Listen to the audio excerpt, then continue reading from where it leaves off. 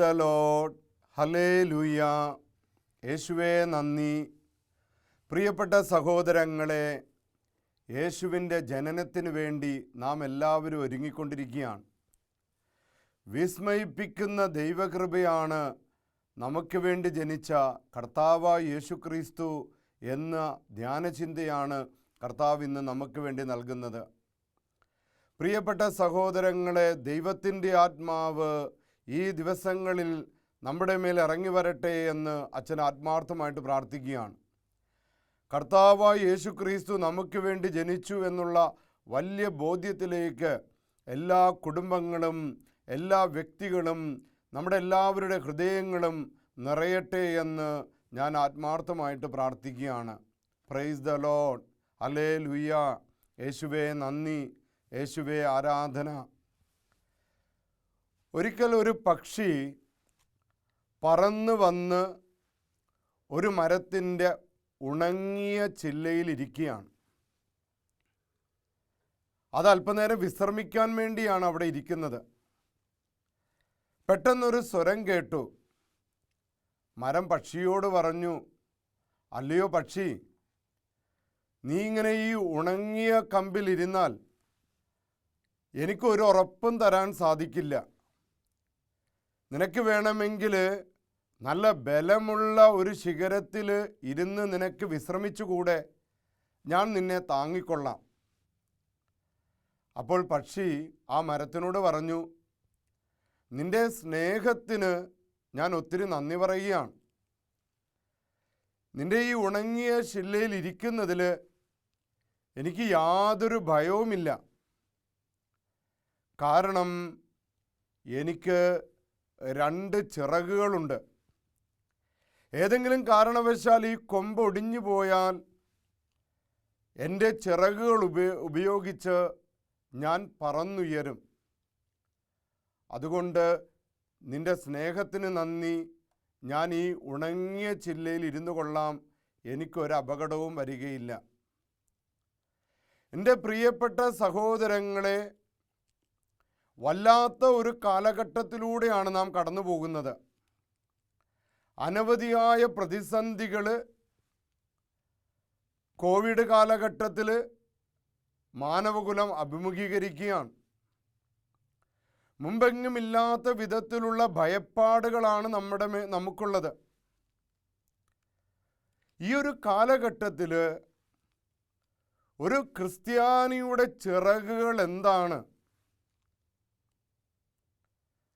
ഈ ഒരു കാലഘട്ടത്തിൽ ക്രിസ്മസ് ആഘോഷിക്കാനായിട്ട് നാം ഒരുങ്ങുമ്പോൾ ഒരു യേശുവിൽ വിശ്വസിക്കുന്ന ഒരു വ്യക്തിയുടെ ചിറക്, അവൻ്റെ ആത്മബലം, അവൻ്റെ ആത്മധൈര്യം എന്താണ് എന്ന് നമുക്ക് ധ്യാനിക്കാൻ സാധിക്കുമോ? അത് മറ്റൊന്നുമല്ല, ഈ ക്രിസ്മസ് കാലഘട്ടത്തിലെ ഏറ്റവും വലിയ സന്ദേശമായ ദൈവം ഇമ്മാനുവേലാണ്, ദൈവം നമ്മോട് കൂടെ എന്ന സന്ദേശമാണ്. ഒരു ക്രിസ്ത്യാനിയുടെ, ഒരു ദൈവാന്വേഷിയുടെ ഏറ്റവും വലിയ ആത്മവിശ്വാസം എന്ന് പറയുന്നത് ഗോഡ് ഈസ് ഇമ്മാനുവൽ. ദൈവം നിന്നോടുകൂടെ, ദൈവം എന്നോടുകൂടെ, ദൈവം നമ്മോടുകൂടെ. നമ്മുടെ ഈ ആകുലതകളിൽ, ഈ സാമ്പത്തിക തകർച്ചകളിൽ, ഈ ഭയപ്പാടുകളിൽ ക്രിസ്മസ് നമുക്ക് തരുന്ന ഏറ്റവും വലിയ ശക്തമായ സന്ദേശം ദൈവം നിന്നോടുകൂടെ ഉണ്ടെന്നുള്ളതാണ്. എന്നാൽ നാം ഇന്ന് ധ്യാനിക്കേണ്ടത് ദൈവം നമ്മോടുകൂടെ ഉണ്ട്. നമ്മുടെ ആകുലതകളിൽ നമ്മെ സഹായിക്കാൻ, നമ്മുടെ പ്രശ്നങ്ങളിൽ ഇടപെടാൻ, നമ്മുടെ തകർച്ചകളിൽ നമ്മളോട് ചേർന്ന് നിൽക്കാൻ, നമ്മുടെ കലഹങ്ങളിൽ നമ്മളെ സഹായിക്കാൻ ദൈവം നമ്മോടുകൂടെ ഉണ്ട്. പക്ഷേ ഈ ക്രിസ്മസ് നമ്മളോട് ചോദിക്കുന്ന ചോദ്യം, ഈ ആഗമന കാലഘട്ടം നമ്മളോട് ചോദിക്കുന്ന ചോദ്യം, ആർ വി വിത്ത് ഗോഡ്? ദൈവം നമ്മോടുകൂടെ ഉണ്ട്, എന്നാൽ നാം ദൈവത്തിൻ്റെ കൂടെയുണ്ടോ? നമ്മുടെ പ്രശ്നങ്ങളിൽ, നമ്മുടെ സങ്കടങ്ങളിൽ, നമ്മുടെ കുടുംബങ്ങളിൽ, നമ്മുടെ അതിർത്തി തർക്കങ്ങളിൽ ദൈവത്തെ നമ്മുടെ കൂടെ കൊണ്ടുവരുന്നുണ്ടോ? നാം ദൈവത്തിൻ്റെ പക്ഷത്താണോ നിൽക്കുന്നത്? ഒരിക്കൽ ഒരു രാജ്യത്ത് വലിയ പ്രതിസന്ധിയാണ്. സാമ്പത്തിക തകർച്ച, കുടുംബ തകർച്ച, അങ്ങനെ അനവധിയായ പ്രശ്നങ്ങൾ കൊണ്ട് ഒരു രാജ്യം വല്ലാതെ വിഷമിക്കുകയാണ്. ഈ ഒരു സമയത്ത് അവിടുത്തെ ഭരണാധികാരികൾ പത്രത്തിലൊരു പരസ്യം കൊടുത്തു. ജനങ്ങളോട് പറഞ്ഞു, അല്ലയോ ജനങ്ങളെ, നമ്മുടെ ഈ പ്രതിസന്ധി പരിഹരിക്കാനായിട്ട്, ഈ പ്രശ്നങ്ങൾക്ക് പരിഹാരമായിട്ട് ഏതെങ്കിലും തരത്തിലുള്ള നിർദ്ദേശങ്ങൾ നിങ്ങൾക്ക് വയ്ക്കാനുണ്ടോ? ഏതെങ്കിലും തരത്തിലുള്ള നിങ്ങളുടെ അഭിപ്രായങ്ങൾ നിങ്ങൾക്ക് പറയാനുണ്ടോ? വളരെ വളരെ നല്ല പ്രതികരണങ്ങളാണ് ആ പരസ്യത്തിന് കിട്ടിയത്. അനവധിയായ ലെറ്ററുകൾ, ചെറുതും വലുതുമായത്, വളരെ സിസ്റ്റമാറ്റിക്കായിട്ടുള്ളത്, വളരെ ബുദ്ധിപൂർവമായിട്ടുള്ള ഉത്തരങ്ങൾ, അങ്ങനെ അനവധിയായ ഉത്തരങ്ങൾ ആ ചോദ്യത്തിന് ലഭിക്കുകയാണ്. എന്നാൽ അതിനിടയിൽ ഒരു ലെറ്റർ ഉണ്ടായിരുന്നു. ആ ലെറ്ററിൽ 2 വരികൾ മാത്രം, 2 വാക്കുകൾ മാത്രമാണ് ഉണ്ടായിരുന്നത്. അത് വേറെ ഒന്നുമല്ല. ആ ലെറ്ററിൽ ഇപ്രകാരം എഴുതിയിരിക്കുകയാണ്: ട്രൈ ജീസസ്. യേശുവിനെ പരീക്ഷിക്കൂ. യേശുവിനെ നിന്റെ പ്രശ്നങ്ങളിൽ നീ പ്രായോഗികമാക്കൂ. നമുക്കറിയാം, കഴിഞ്ഞ കാലഘട്ടം യൂറോപ്പ് കഴിഞ്ഞ 10-15 വർഷമായിട്ട് യൂറോപ്പ് വലിയ തകർച്ചയുടെ വക്കിലാണ്. കത്തോലിക്ക സഭയുടെ, യേശുക്രിസ്തുവിൻ്റെ സഭയുടെ വലിയ കേന്ദ്രമായിരുന്നു യൂറോപ്പ്. അവർ വളരെ പതുക്കെ സമ്പന്നരായി കഴിഞ്ഞപ്പോൾ അവർ യേശുവിനെ ഉപേക്ഷിക്കാൻ തുടങ്ങി. അവരുടെ ക്ലാസ് മുറികളിൽ നിന്ന് ക്രൂശിത രൂപങ്ങൾ മാറ്റി. അവരുടെ അനുദിന ജീവിതത്തിൽ യേശുവിന് സ്ഥാനമില്ലാതായി. അപ്പോൾ ആ ജനസമൂഹത്തിന് പിന്നീട് എന്താണ് സംഭവിച്ചത്? കുടുംബ തകർച്ച, ദാരിദ്ര്യം, കുഞ്ഞുങ്ങളുടെ എണ്ണത്തിലുള്ള കുറവ്, മദ്യപാനത്തിൻ്റെ ആസക്തികൾ, അങ്ങനെ അനവധിയായ പ്രശ്നങ്ങളിൽ യൂറോപ്പിലെ ജനസമൂഹം കഴിഞ്ഞ 15 വർഷമായിട്ട് അഭിമുഖീകരിക്കുകയാണ്. അവിടുത്തെ യുവജനങ്ങൾക്ക് കല്യാണം കഴിക്കാനുള്ള കഴിവില്ലായ്മ, വിശ്വാസം കാത്തു സൂക്ഷിക്കാനുള്ള കഴിവില്ലായ്മ, ആത്മഹത്യ പ്രവണതകൾ, ആ രാജ്യങ്ങളിലൊക്കെ തന്നെ ലോകത്തിൻ്റെ വിവിധ ഭാഗങ്ങളിൽ നിന്ന് വലിയ വലിയ വിദഗ്ധരെ ആ രാജ്യങ്ങളിൽ കൊണ്ടുവന്ന് നിരന്തരമായ പഠനശിബിരങ്ങൾ, നിരന്തരമായ ചർച്ചകൾ, എങ്ങനെ നമ്മുടെ രാജ്യത്തിലെ ഈ കുടുംബ തകർച്ചകൾ, സാമ്പത്തിക തകർച്ചകൾ, യുവജനങ്ങളുടെ മേലുള്ള ഈ മദ്യത്തിൻ്റെ, മയക്കുമരുന്നിൻ്റെ ആസക്തികൾ, ഇവയ്ക്ക് വിട്ടുമാറാൻ എന്താണ് നമുക്ക് ചെയ്യാൻ സാധിക്കുക? വളരെ വിദഗ്ധർ വന്ന് പല വിധത്തിലുള്ള വിദഗ്ധമായ അഭിപ്രായങ്ങളൊക്കെ അവർക്ക് നൽകിയിട്ടും അവരുടെ പ്രശ്നങ്ങൾ വർദ്ധിക്കുന്നു എന്നല്ലാതെ അവരുടെ പ്രശ്നങ്ങളിൽ യാതൊരു കുറവും സംഭവിക്കുന്നില്ല.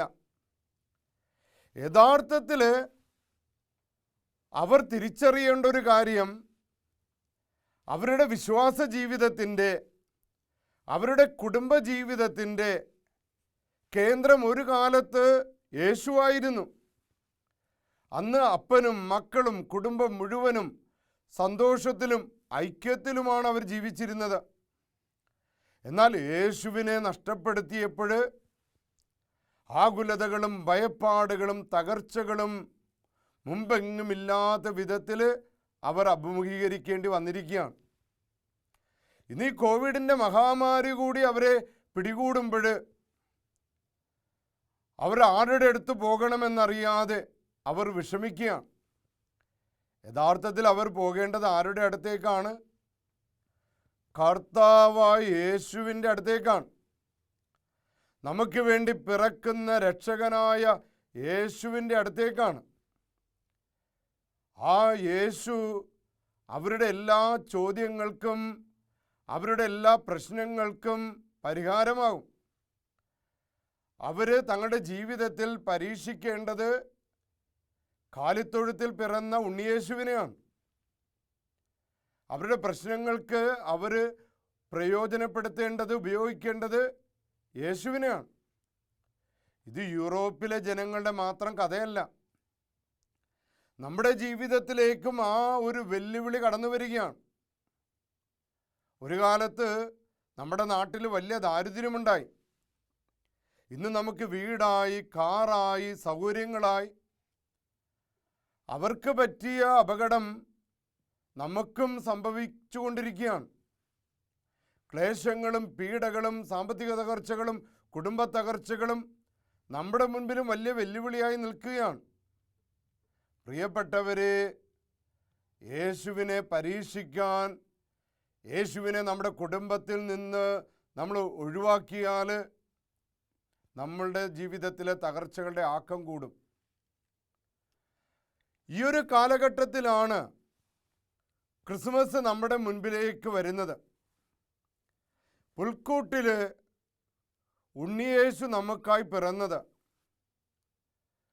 ഉണ്ണിയേശു മാനവകുലത്തിന് ദൈവം കൊടുത്ത വിസ്മയിപ്പിക്കുന്ന ദൈവകൃപയാണ്. ജെയിൻ വുഡ്ഹെഡ് എന്ന് പറയുന്ന എഴുത്തുകാരി വളരെ പ്രശസ്തയായ ഒരു എഴുത്തുകാരിയാണ്. അവർ കല്യാണം കഴിച്ചു. വർഷങ്ങൾ കഴിഞ്ഞിട്ടും അവർക്ക് കുഞ്ഞുങ്ങളില്ല. അപ്പോൾ കുഞ്ഞുണ്ടാകുന്നതിന് വേണ്ടി അവർ എന്തുകൊണ്ടാണ് കുഞ്ഞുങ്ങളില്ലാത്തതെന്നറിയാൻ അവരൊരു ഡോക്ടറിനെ കാണാൻ പോയി.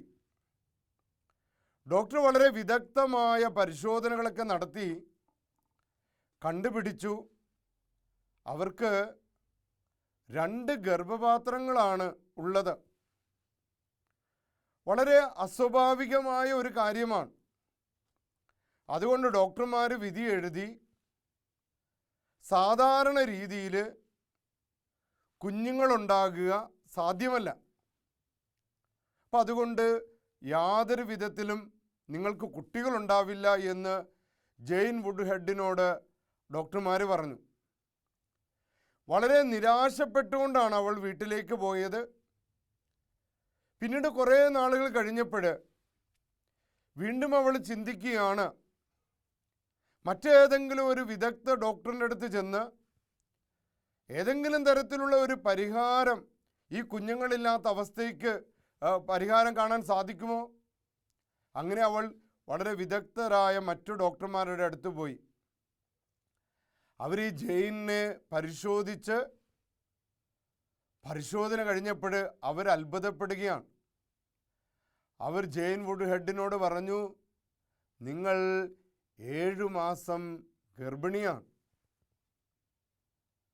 ജെയിൻ വുഡ്ഹെഡ് അത്ഭുതപ്പെട്ടു പോയി. പിന്നീട് വളരെ ശ്രദ്ധയോടുകൂടി ജീവിച്ച് അവരൊരു പെൺകുഞ്ഞിന് ജന്മം കൊടുത്തു. ആ പെൺകുഞ്ഞിന് അവർ കൊടുത്ത പേരാണ് ഗ്രേസ് എന്ന് പറഞ്ഞാൽ ദൈവകൃപ. ആ കുഞ്ഞിനെ കുറിച്ച് എഴുതിയപ്പോൾ ജെയിൻ എഴുതുകയാണ്, വിസ്മയിപ്പിക്കുന്ന ദൈവത്തിൻ്റെ കൃപയാണ് എൻ്റെ കുഞ്ഞ്. എൻ്റെ പ്രിയപ്പെട്ട സഹോദരങ്ങളെ, ഈ ക്രിസ്മസ് നാളിൽ മത്തായിയും ലൂക്കുമൊക്കെ 1-ാമത്തെ അധ്യായത്തിൽ നമ്മുടെ മുൻപിൽ അവതരിപ്പിക്കുന്നുണ്ട്. പിള്ളത്തൊട്ടിയിൽ പരിശുദ്ധ മറിയത്തിൻ്റെ മകനായി ഒരു ഉണ്ണി പിറക്കുന്നു. ആ ഉണ്ണിയെ യേശു എന്ന് വിളിക്കണം. യേശു എന്ന് പേരിടണം. യേശു എന്ന പേരിൻ്റെ അർത്ഥം ദൈവം രക്ഷിക്കുന്നു എന്നാണ്, യഹോവ രക്ഷിക്കുന്നു എന്നാണ്. അങ്ങനെയെങ്കിൽ മാനവകുലത്തിൻ്റെ ചരിത്രത്തിൽ സകല ജാതി മനുഷ്യരെയും വിസ്മയിപ്പിക്കുന്ന, അത്ഭുതപ്പെടുത്തുന്ന, നമ്മുടെ എല്ലാ പ്രശ്നങ്ങൾക്കും പരിഹാരമാകുന്ന, ദൈവം രക്ഷിക്കുന്നു എന്നർത്ഥമുള്ള യേശു എന്ന് പേരുള്ള ദൈവപുത്രൻ ലോക ചരിത്രത്തിലെ വിസ്മയിപ്പിക്കുന്ന ദൈവത്തിൻ്റെ കൃപയാണ്. Praise the Lord, hallelujah.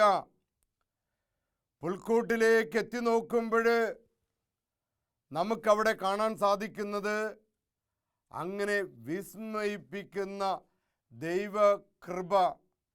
ഉണ്ണിയേശു, ദൈവത്തിൻ്റെ പുത്രൻ, നമുക്ക് വേണ്ടി, നമ്മുടെ കുടുംബങ്ങൾക്ക് വേണ്ടി ജാതനാകുന്നതാണ് പുൽക്കൂട്ടിലെ കഥ നമ്മെ പഠിപ്പിക്കുന്നത്. ക്രിസ്മസിലെ ഓരോ സംഭവങ്ങളും അതുമായി ബന്ധപ്പെട്ട ഓരോ വ്യക്തികളെയും ഓരോ ഘടകങ്ങളിലൂടെ കണ്ണുകൾ ഓടിക്കുമ്പോൾ നമുക്ക് കാണാൻ സാധിക്കുന്നത് വിസ്മയിപ്പിക്കുന്ന ദൈവത്തിൻ്റെ ഇടപെടലുകളാണ്. ക്രിസ്മസ് നാളിലെ വിസ്മയങ്ങളുടെ ആദ്യ ലക്ഷണമെന്ന് പറയുന്നത് എലിസബത്തും സക്കറിയായുമാണ്. എലിസബത്ത് വന്ധ്യയാണ്. എലിസബത്തും സക്കറിയായും പ്രായമായവരാണ്. എൻ്റെ പ്രിയപ്പെട്ടവരെ, ക്രിസ്മസിൻ്റെ ഒരുക്കം, ദൈവത്തിൻ്റെ ഇടപെടലിൻ്റെ ആദ്യ ലക്ഷണമാകുന്നത് ഈ വൃദ്ധരായ മനുഷ്യർ സ്ത്രീകളിൽ വെച്ച് ഏറ്റവും മഹാനായ ഒരു കുഞ്ഞിൻ്റെ അപ്പനും അമ്മയും ആകുകയാണ്. വിസ്മയിപ്പിക്കുന്ന ദൈവകൃപയായ ഉണ്ണിയേശുവിനെ ചൂണ്ടിക്കാണിക്കാനുള്ള സ്നാപയോഹന്നാൻ്റെ അപ്പനായി അമ്മയായി മാറുന്നത് വൃദ്ധരും ബലം കുറഞ്ഞവരുമായ എലിസബത്തിനെയും സക്കറിയായെയുമാണ് ദൈവം തിരഞ്ഞെടുക്കുന്നത്. ഇതാണ് നമ്മുടെ ദൈവം വിസ്മയിപ്പിക്കുന്ന ദൈവമായിട്ട് മാറുന്നത്.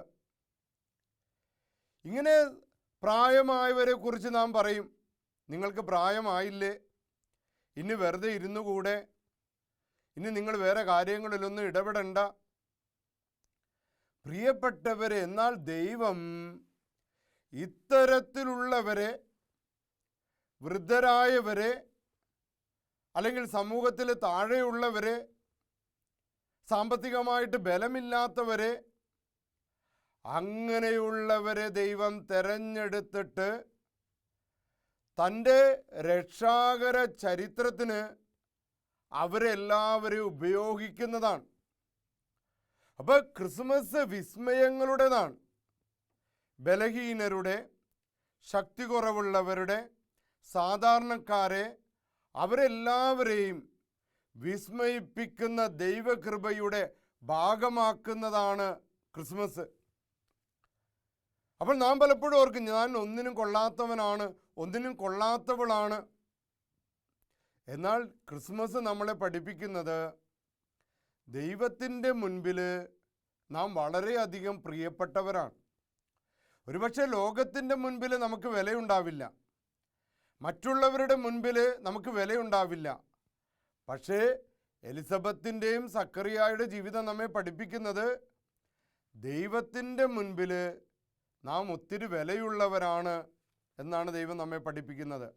മാനുഷികമായി നോക്കിയാൽ ഒന്നിനും വിലയില്ലാത്തവരും കഴിവില്ലാത്തവരും ദൈവീക പദ്ധതിയിൽ ഉന്നതമായ സ്ഥാനം അലങ്കരിക്കുന്നു. അപ്പോൾ ക്രിസ്മസിൻ്റെ ചരിത്രം അങ്ങനെ വിസ്മയിപ്പിക്കുന്ന ദൈവകൃപയായിട്ട് മാറുകയാണ്. ഇനി അടുത്ത വിസ്മയങ്ങൾ നമ്മൾ കാണുന്നത് എവിടെയാണ്? പശുത്തൊഴുത്ത്, ആടുമാടുകൾ, ആട്ടിടയന്മാർ, കഴുതകൾ, ഇവരെല്ലാം വിസ്മയിപ്പിക്കുന്ന ക്രിസ്മസിൻ്റെ ഭാഗമായിട്ട് മാറുന്നു. ഇങ്ങനെ ദൈവം ക്രിസ്മസ് നാളിൽ മാത്രം ചെയ്യുന്നതല്ല. ബൈബിളിൻ്റെ ചരിത്രത്തിൽ ഈ കന്നുകാലികൾ, നിഷ്കളങ്കരായ മൃഗങ്ങളെ വരെ ദൈവം രക്ഷാകര ചരിത്രത്തിനായിട്ട് ഉപയോഗിക്കുന്നുണ്ട്. അത്തരത്തിലുള്ളൊരു കഥയാണല്ലോ സംഖ്യാപുസ്തകം 22-ാം അധ്യായത്തിൽ നാം വായിക്കുന്നത്. ഇസ്രായേൽ ജനം മുന്നോട്ട് പോകുമ്പോൾ മോവാബ്യരുടെ രാജാവായ ബലാക്ക് ഉടനെ തീരുമാനമെടുക്കുകയാണ്, ഇവരെ നശിപ്പിക്കണം. അതുകൊണ്ട് ദുർമന്ത്രവാദിയായ ബലാമിൻ്റെ അടുത്തേക്ക് കഴുതപ്പുറത്ത് പോവുകയാണ്. ലക്ഷ്യമെന്ന് പറയുന്നത് ദുർമന്ത്രവാദം ചെയ്ത് ഇസ്രായേലിയരെ തകർക്കണം. എന്നാൽ ഇസ്രായേലുടെ രക്ഷകനായ ദൈവം തൻ്റെ ദൂതനെ ഊരിപ്പിടിച്ച വാളുമായി അവരുടെ മുൻപിലേക്ക് അയക്കുകയാണ്. ഈ ഊരിപ്പിടിച്ച വാളുമായി നിൽക്കുന്ന ദൈവദൂതനെ കണ്ട് ഈ കഴുത വഴിയിൽ നിന്നും വയലിലേക്ക് എടുത്ത് ചാടുന്നു. ബലാക്ക് ഉടനെ വടിയെടുത്ത് ഈ കഴുതയെ തല്ലുകയാണ്. കഴുതയെ തല്ലി യഥാർത്ഥത്തിലുള്ള വഴിയിലേക്ക് കൊണ്ടുവരുന്നു. പക്ഷേ കഴുത വീണ്ടും ഈ ഊരിപ്പിടിച്ച വാളുമായി നിൽക്കുന്ന ദൂതനെ കാണുകയാണ്. ഇരുവശങ്ങളിലും മതിലുകളുള്ള വഴിയിൽ ഒരു വശത്തേക്ക് കഴുത ഇങ്ങനെ ഞെരുങ്ങിയപ്പോൾ ബലാക്കിൻ്റെ കാല് മതിലിൽ ഉരസുകയും അദ്ദേഹത്തിന് മുറിവേൽക്കുകയും ചെയ്തു. വീണ്ടും വടിയെടുത്ത് കഴുതയെ ഉപദ്രവിച്ചു, തല്ലി. വീണ്ടും കഴുത മുന്നോട്ട് പോകാനായി പോയപ്പോൾ ആർക്കും കടന്നു പോകാൻ പറ്റാത്ത രീതിയിൽ ഊരിപ്പിടിച്ച വാളുമായി ദൈവദൂതൻ അവരുടെ മുൻപിൽ നിന്നു. ഇത്തവണ കഴുത നിലത്ത് വീണ് കിടന്നു. ഉടനെ ഈ ബലാക്ക് വടിയെടുത്ത് കഴുതയെ തല്ലി. ഈ സമയത്ത് കഴുത സംസാരിച്ചു, അങ്ങ് എന്തിനാണ് എന്നെ തല്ലുന്നത്? അപ്പോൾ ബലാക്ക് പറഞ്ഞു, നീ എന്നെ അപമാനിക്കുന്നു, ഞാൻ പറയുന്നു നീ അനുസരിക്കുന്നില്ല. അപ്പോൾ കഴുത പറഞ്ഞു, ഇത്രയും നാള് അങ്ങ് എൻ്റെ മേൽ സഞ്ചരിച്ചിട്ട് ഒരിക്കലെങ്കിലും ഇതേപോലെ സംഭവിച്ചിട്ടുണ്ടോ? അപ്പോൾ അദ്ദേഹം പറഞ്ഞു, ഇല്ല. എന്നാൽ ദൈവദൂതൻ ഊരിപ്പിടിച്ച വാളുമായി എൻ്റെ മുൻപിൽ നിൽക്കുമ്പോൾ എനിക്കെങ്ങനെയാണ് പോകാൻ സാധിക്കുന്നത്? അങ്ങനെ ബാലാക്ക് ദൂതനെ കാണുകയും അദ്ദേഹം മാപ്പ് ചോദിച്ച് പിൻവലിക്കുകയും ചെയ്യുന്നു. ഇതിൻ്റെ ഫലമായിട്ട് ദുർമന്ത്രവാദങ്ങളിൽ നിന്നും ശാപത്തിൽ നിന്നും ഇസ്രായേൽ ജനം രക്ഷ പ്രാപിക്കുകയാണ്.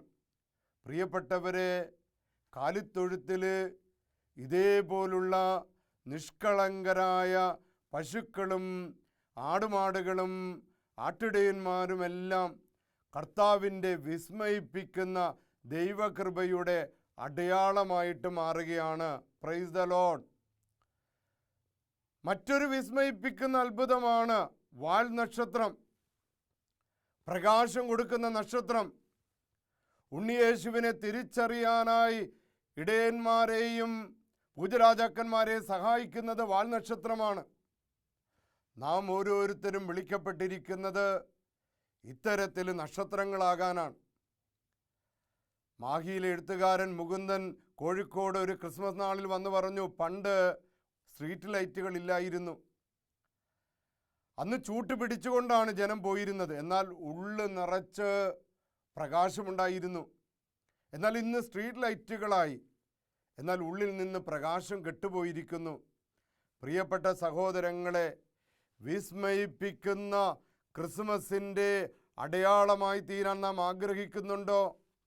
അങ്ങനെയെങ്കിൽ നാം ഓരോരുത്തരും കുഞ്ഞു കുഞ്ഞു നക്ഷത്രങ്ങളായി തീരണം. ദൈവം നമ്മളേവരെയും ഈ ക്രിസ്മസ് നാളിൽ അനുഗ്രഹിക്കട്ടെ എന്ന് പ്രാർത്ഥിക്കുകയാണ്. ഈ ആഗമന കാലഘട്ടം നമുക്ക് അനുഗ്രഹത്തിൻ്റെ, ദൈവകൃപകളുടെ, വിസ്മയിപ്പിക്കുന്ന ദൈവ ഇടപെടലിൻ്റെ അടയാളങ്ങളായി നാം ഓരോരുത്തരും മാറട്ടെ. ആമേൻ. ഹല്ലേലൂയ. Price the Lord. യേശുവേ നന്ദി. ഈശോയെ ആരാധന. ഈശോയെ നന്ദി.